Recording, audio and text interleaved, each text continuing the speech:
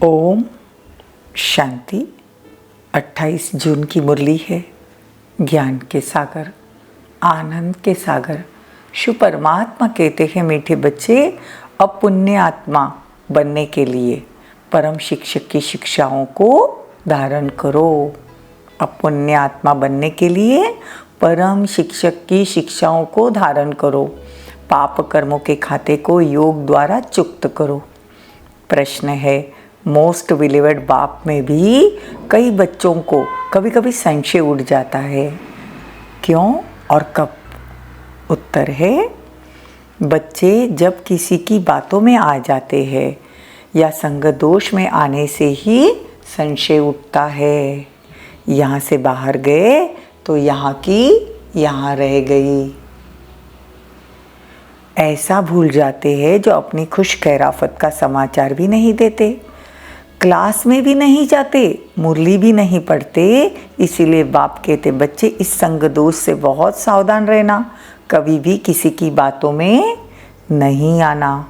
गीत है, इस पाप की दुनिया से दूर। ओम शांति। अभी परम शिक्षक यह पाठशाला चला रहे हैं, तो ये समझाया गया है, वो परम पिता भी है तो परम शिक्षक भी है।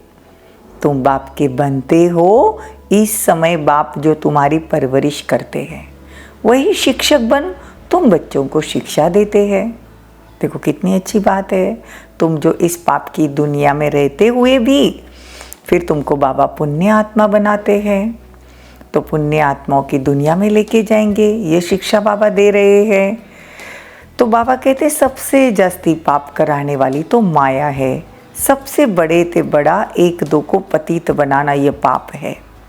बाप कहते हैं, यहाँ एक भी पुण्यात्मा नहीं, बल दान पुण्य तो करते रहते हैं, इससे अल्पकाल का सुख मिलता है। ऐसे नहीं कि सदा सुखी शांत बन जाए। दुख दाम में सदा शांति नहीं मिलती। देखो, एक घर में भी शांति नहीं रहती, कोई न कोई झगड़ा रहता है। इसीलिए परमपिता परमात्मा को पुकारते हैं, हे बाबा, इस पाप की दुनिया से और जगह ले चल। कोई चाहते हैं निर्वाण धाम में जाएंगे, परंतु जब तक उसका मालूम नहीं तो जा नहीं सकते। बहुत आत्माएं मुक्ति मुक्ति की बातें करते हैं, लेकिन परम धाम मालूम ही नहीं उनको, तो कैसे जाएंगे? और जब तक बाबा न ले जाए तब तक हम परम धाम नहीं जा सकते। तो बाबा कहते हैं कि मैं आया ही हूँ तुम बच्चों को साथ ले जाने। अभी तुम समझते हो हम बाप के साथ बैठे हैं, वो सबसे ऊंचे ते ऊंचा परमपिता परमात्मा है। फिर सेकंड नंबर में ब्रह्मा बाबा। देखो, यह रूहानी और जिस्मानी दोनों पिता एक साथ है, इसीलिए हम उनको बाप दादा कहते हैं। बाबा कहते हैं, ये दुख की दुनिया है, बाप आए हैं सुखधाम बनाने। इस समय भगवान टीचर के रूप में पढ़ाते हैं, तो तुम बच्चों को अब लायक बनना पड़े।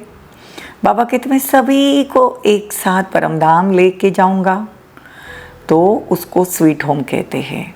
तो स्वीट होम में बाबा तो चाहिए ना। बाप समझाते हैं, भारतवासियों, मेरा जन्म भी भारत में ही होता है, मैं आया ही हूँ भारत में। तुमको पता ही नहीं कि बाप पहले कब आए थे और आकर भारत को बेघर से प्रिंस बनाया था। तुम मेरी जयंती भी मनाते हो, शिवरात्रि भी मनाते हो, लेकिन बाप का पूरा परिचय नहीं है। बाप भी समझाते हैं और फिर साथ साथ कहते हैं, बच्चे, यह अनादि बना बनाया ड्रामा है, इसमें किसी की नहीं चलती है। बाबा कहते हैं, ये बना बनाया ड्रामा है। भगवान भी ड्रामा के बंधन में बंधा हुआ है। हर एक आत्मा वही पार्ट बजाएगी जो उसके अंदर रिकॉर्डिंग है, हम चेंज नहीं कर सकते। यह बना बनाया ड्रामा है, तो हम अपनी मत चलाई क्यों? ऐसा नहीं होना चाहिए, ऐसा होना चाहिए, नहीं। बाबा कहते, ये बना बनाया ड्रामा है और वो भी कल्याणकारी है। आधा कल्प है भक्ति मार्ग, आधा कल्प है ज्ञान मार्ग। आधा आधा है ना, तो बाप कहते हैं कि मैं आता ही हूँ 5000 साल में एक बार। कल्प की आयु 5000 वर्ष है। देखो 4 हिस्से का महत्व है ना, स्वस्तिका में भी 4 दिखाए हैं। सतयुग त्रेता 2500 वर्ष और द्वापर कलयुग 2500 और 2500 5000 साल हुए। तो बाप कहते हैं अभी तुम्हारे पापों का खाता चुप्त हो, पुण्य का खाता जमा हो रहा है। जितना तुम मुझे याद करेंगे उतना पाप भस्म होंगे। देखो बाप एक है, इसमें कंबाइंड है, ब्रह्मा बाबा शिव बाबा कंबाइंड है। श्रीमत से हम श्रेष्ठ अर्थात ब्राह्मण से देवता बनते हैं। बाबा कहते पहले ब्राह्मण बनना पड़े फिर मैं तुमको देवता बनाऊंगा।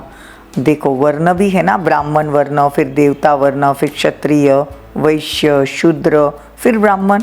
ये ऑलराउंडर हुआ ना। लेकिन औरों के इतने जन्म नहीं होते, वो सब वर्णों में नहीं आएंगे। जैसे द्वापर से क्राइस्ट का जन्म हुआ तो क्राइस्ट के वर्ण वाली जो आत्माएं हैं, जो क्राइस्ट धर्म वाली आत्माएं हैं, उनके तो पहले के सब जन्म चले गए। तो ये जो कहते हैं ना दुनिया वाले कि आत्मा सो परमात्मा, ये गलत है। देखो आत्मा सो परमात्मा नहीं, हम सो का जो अर्थ है कि हम ही ब्राह्मण बने, फिर हम फरिश्ता बने, हम सो फिर देवता बने, हम सो क्षत्रिय, फिर हम वैश्य, फिर शूद्र, फिर से ब्राह्मण।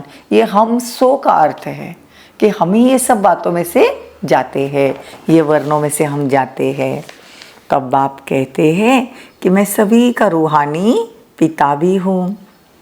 मैं तुम बच्चों को आकर अपना ज्ञान देता हूँ। देखो हमने इतने जन्म मंदिरों में अपने माथे टेकाए या अपना सिर घिसवाया। बाबा कहते इतना टिप्पर तुम्हारा घिस गया, लेकिन waste of time, waste of money हो गया। बाप कहते हैं हमने तुम बच्चों को बहुत धनवान बनाया था, सतयुग में हमको भेजा, हमको इतना धनवान बनाया, और फिर माया रावण ने सब ले लिया, तो सब गवा दिया। अब फिर से बना रहा हूँ। देखो यह एक एक वर्षन लाखों रुपए की मिल्कियत का है। अंडरलाइन बाबा के महावाक्य, ये मुरली के एक एक शब्द लाखों रुपए के हैं। तो मुरली का एक भी पॉइंट मिस नहीं करना चाहिए। तो जो खुद मालिक थे वही पूज्य से पुजारी बन गए। भारत इतना कंगाल हो गया कि लक्ष्मी नारायण भी विश्व के मालिक थे। देखो जन्म लेते लेते पूरे कंगाल हो गए। हम भी विश्व के मालिक थे, देवता थे। सुनने में थोड़ा अलग लगता है, लेकिन अभी देखो हमारे में वो ताकत नहीं रही। अब बाबा कहते हैं मैं आया ही हूँ तुम सबको ताकतवर बनाने। विश्व के मालिक तुम थे, अब सो इस समय ईश्वरीय संतान बन, ब्राह्मण कुलभूषण है। फिर हम सो देवता वर्ण में आएंगे, फिर क्षत्रिय वैश्य शूद्र में आएंगे, फिर से हम ब्राह्मण बनेंगे।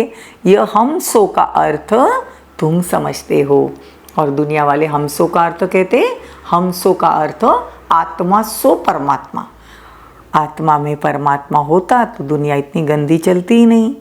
तो बाप कहते हैं कि हम सो का अर्थ आत्मा परमात्मा नहीं, यह हम सो का अर्थ आत्मा सो परमात्मा करने से बेड़ा ही गर्क हो गया। भारत देखो कितना कंगाल हो गया। लेकिन बाबा कहते ये भी ड्रामा बना हुआ है, ऊपर से नीचे सबको आना ही है, यह भी बना बनाया ड्रामा है। अब बाबा कहते हैं कि तुमको पुरुषार्थ करना है अपने लिए। फिर भी माया कितनी दुस्तर है, तुमको पुरुषार्थ करने नहीं देती, बाप को भुला देती है। बड़े अच्छे अच्छे बच्चे थे, वो आज नहीं है। बिलेवड बाप या बिलेवड पति होता है तो हफ्ते हफ्ते में पत्र लिखते हैं। अगर हमको दुनिया में कोई प्यारा है तो हम उसको कितना फ़ोन करते हैं, लेटर लिखते थे। पहले तो लेटर लिखते थे, अभी तो तुरंत कॉल करते हैं। बच्चों को बाप को पत्र लिखना चाहिए, खुश खैराफत कहनी चाहिए, लेकिन माया एकदम मुख मोड़ लेती है। अभी नहीं, बाद में लिखेंगे, अभी कौन पढ़ता है, ऐसा लगता है। लेकिन बाबा कहते हैं कि तुम मेरे बच्चे हो, तुमने मुझे खत लिखना चाहिए। इसीलिए खुदा का खत बहुत फेमस है। खुदा का खत देखो, कोई भी पूरे दिन की बात हो ना तो बाबा को बताना कि बाबा, लेटर लिखना, बाबा आज ये हुआ बाबा, आज इस वजह से मैं मुरली नहीं सुन पाई बाबा, आपकी याद में बैठी तो ऐसा हुआ बाबा, ये प्रॉब्लम्स है, या कुछ भी बात हो या कुछ भी ना हो तो खुश खैराफत का खत भगवान को लिखना चाहिए। तो इसीलिए सेंटर पर जाना बहुत ज़रूरी है, बहुत नई नई बातें समझ में आएगी। तो बाप दादा के पास आए हैं, कितनी सेवा की, कोई ने कुछ बोला, संशय आया तो खलास, न चिट्ठी लिखते न क्लास में जाना, खत्म हो जाते हैं। तो बाबा कहते हैं कि ऐसा नहीं करना चाहिए, माया बड़ी ज़बरदस्त है, जो तुम मेरे को याद करने नहीं देती, जो तुमको मुझे याद करने नहीं देती। मतलब माया भगवान को जब भी याद करने को बैठते हैं तो बुद्धि यहाँ वहाँ चली जाती है। अब बाप कहते हैं कि मैं टीचर बनकर तुमको पढ़ाता हूँ। कहते ना भगवान सुख दुख देते हैं, बाबा कहते हैं कि मैं किसी को दुख नहीं देता, मैं किसी को सज़ा नहीं देता, तो मैं भगवान कैसे हो सकूं? अगर मैं सज़ा भी दूं, हाँ, तो मैं ही धर्मराज बन गया? नहीं, बाबा कहते हैं कि मैं दुख कभी किसी को नहीं देता हूँ, मैं सुख का सागर हूँ, तो मैं सबको सुख ही दूंगा। एक तो रावण तुमको दुख देते हैं, दूसरा फिर गर्भ जेल में धर्मराज भी तुमको सजा देते हैं। होता है ना आजकल, जब भी बच्चा पेट में होता है तो कोई बोलता है नाड़ी गले में अटक गई, या कोई बोलता है कि उसको अंदर तकलीफ़ हो रही है, बाहर निकालो। तो बाबा कहते हैं ये धर्मराज की सजाएं अंदर चालू रहती है। वो आत्मा कहती है कि मुझे बाहर निकालो, मैं कभी किसी को दुख नहीं दूंगा, या जो मेरे किए हुए पाप है वो मैं रिपीट नहीं करूंगा। लेकिन बाबा कहते हैं बाहर निकलने से जैसे थे वैसे हो जाते हैं। इसलिए बच्चा देखो जब बाहर निकलता तो बहुत रोता है। तो अभी तुम बच्चे स्वदर्शन चक्रधारी बने हो। स्वदर्शन, स्व का दर्शन करना है कि मैं देवता थी, फिर मैं क्षत्रिय बनी, फिर मैं द्वापर में मैं ही पूज्य थी, मैंने ही अपनी पूजा शुरू की मंदिरों में। फिर कलयुग में नहीं जाना है, क्योंकि कलयुग को याद क्यों करे ना, हमको वैसा बनना नहीं, हमको बनना है जैसा वैसे याद करना है। फिर हम ब्राह्मण बने, ब्रह्म कुमारीज में आए, कोर्स किया, परमात्मा को याद करके हम ब्राह्मण से फरिश्ता बन गए, फरिश्ता बनते बनते देवता बन गए। इसको कहते स्वदर्शन चक्रधारी। इसलिए अगर कोर्स किया हुआ है और फिर आप मुरली सुनते हो तो आपको ये बातें अच्छे से समझ में आएगी। तो वो चक्र का अर्थ थोड़े ही जानते हैं, समझते हैं पांडव कौरव की लड़ाई में श्री कृष्ण ने चक्र घुमाया तो विनाश हो गया। नहीं, ये हमारे पापों का विनाश करता है। स्वदर्शन, खुद का दर्शन, हमको फिर सृष्टि चक्र के आदि मध्य अंत का नॉलेज मिलता है। इसलिए बाबा कहते स्वदर्शन चक्रधारी बनने से फिर चक्रवर्ती राजा, महाराजा, महारानी बनेंगे, तो सारे विश्व के मालिक बनते हो। कम बात है क्या? वह अभी सारी पढ़ाई से पता चल जाएगा। अगर हम बहुत अच्छे से पढ़ाई करते हैं और रोज़ बाबा जो डायरेक्शन देते उस पर चलते हैं तो हमारी चेहरे और चलन से भी पता चल जाता है। अच्छा, पतित से पावन बनाने वाले माता पिता बाप दादा का पतित से पावन बनने वाले बच्चों को याद प्यार और गुड मॉर्निंग। रूहानी बाप की रूहानी बच्चों को नमस्ते। हम रूहानी बच्चों की रूहानी माता पिता बाप दादा को याद प्यार, गुड मॉर्निंग, नमस्ते, थैंक यू, बहुत बहुत शुक्रिया। धारणा के लिए मुख्य सार, स्वीट होम में जाने के लिए बहुत स्वीट बनना है। कभी भी संग दोष में आकर बाप को भूलना नहीं, संशय नहीं उठाना है। अंतिम विनाश की सीन देखने के लिए पक्का ब्राह्मण सर्विसेबल बनना है। बाप का बनकर बाप की बदनामी नहीं करानी है। वरदान, दिव्य बुद्धि और रूहानी दृष्टि के वरदान द्वारा नंबर 1 लेने वाले श्रेष्ठ पुरुषार्थी भवो। देखो कितना अच्छा वरदान है। दिव्य बुद्धि और रूहानी दृष्टि के वरदान द्वारा नंबर 1 लेने वाले श्रेष्ठ पुरुषार्थी भवो। हर एक ब्राह्मण बच्चे को दिव्य बुद्धि और रूहानी दृष्टि का वरदान जन्म से ही प्राप्त होता है। जन्म कब का?